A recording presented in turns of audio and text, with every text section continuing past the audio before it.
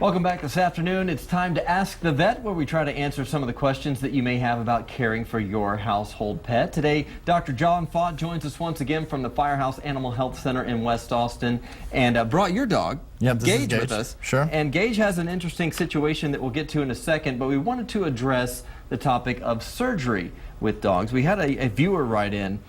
This is from Brenna. She writes, "My dachshund has been seeing the vet for back problems. She told me he doesn't need surgery. I'm wondering if he does." Yeah, we see a lot of dachshunds and a lot of the kind of stretched out breeds tend to have what tends to be intervertebral disc disease, where they end up getting it's a degenerative process in those discs in between the vertebra.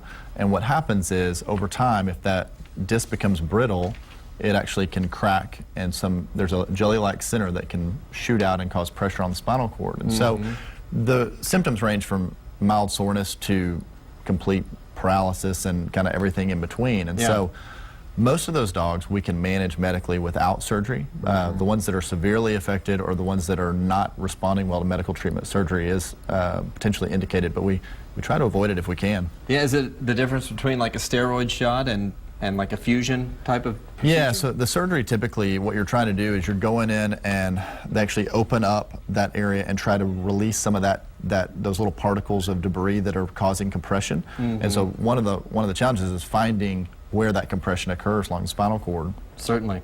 If you have several discs, how do you know where to do the surgery? That's what you were just talking about. Yeah, I think that one of the challenges is, we've got a lot of vertebrae and we have a lot of intervertebral discs. So one of the challenges is always trying to narrow down where that is, because if you're going to go in surgically, you want to be at the right spot. And so historically what we've had to do is do what's called a myelogram, where you actually put a dye into the spinal column and then you take x-rays with an active thing called a fluoroscopy, which helps you to show where that compression occurs. Yeah. Now technology is advanced, and when I became a vet, there was one MRI in Texas for dogs, and it was at Texas A&M. Now MRIs are becoming more available. There's actually some in Austin that you can get, and that just like with people, it's a better image, and you don't have to put a dye in their spinal column and take the risks of that. And so that's kind of where technology is going on trying to identify that spot. I imagine recovery is pretty tough as well. It is. I mean, I think the reality is the dogs that need surgery need it because they might have lasting nerve damage if they don't have the surgery. Yeah. But it's a risky surgery. You're working around the spinal cord, and so it's something we don't take lightly, and recovery can be a long road. Wanted to get to one other viewer question before we talk about Gage. Stacy writes, "I think my dog ate a sock, but I haven't seen it pass. How do I know if he's obstructed?" Yeah, well, that's part of why we brought Gage today, is because Gage recently went through this bout a couple of times in the last year. Right. I think that with obstructions, with dogs, we see dogs eat stuff all the time, and sometimes it passes right through, sometimes they throw it up. Probably more times than not, it's not a problem, but we're always worried about those ones that do become a problem. And so what I tend to tell people is that if the dogs, or cats for that matter, if they're continuing to eat and they're having regular bowel movements and they're not feeling sick and they're not having any problems, then they probably are not obstructed.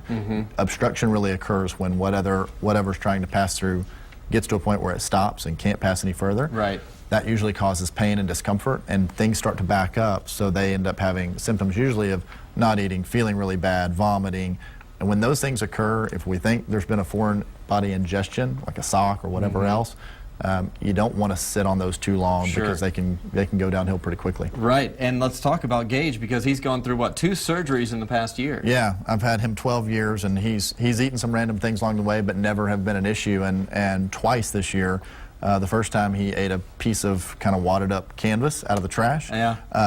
We jumped on it quickly. I recognized what was going on. I knew he'd gotten in the trash. We went in, and surgery was pretty straightforward. We had to go into the intestine, remove that piece of canvas, and sew everything up.